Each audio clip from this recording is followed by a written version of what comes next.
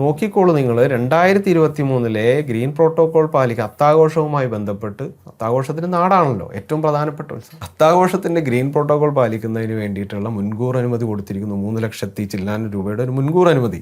അത് വന്നതെന്നാണെന്നറിയോ?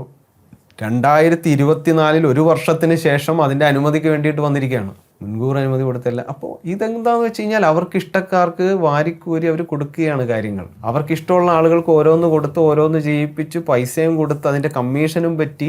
അപ്പോൾ അഴിമതിക്ക് വേണ്ടിയിട്ടുള്ള എല്ലാ വഴികളും ഇവരിരുന്ന് 10-40 വർഷക്കാലം കൊണ്ട് പഠിച്ച് ഇരിക്കുവാണ്. അവർക്കറിയാം ഒരു അഴിമതി നടത്തണമെങ്കിൽ എന്തൊക്കെ വഴികൾ ഉപയോഗിക്കാം എന്നുള്ളതിനെക്കുറിച്ച് വളരെ വ്യക്തമായിട്ടുള്ള കണക്കൂട്ടൽ അവരുടെ മനസ്സിലുണ്ട്. ഇങ്ങനെയൊക്കെ കൊടുക്കാം, അപ്പോൾ ആരും അറിയില്ല, ഞങ്ങൾക്ക് ഇതൊക്കെ ചെയ്യാനായിട്ടുള്ള സ്വാതന്ത്ര്യം ജനങ്ങൾ തന്നിട്ടുണ്ട്.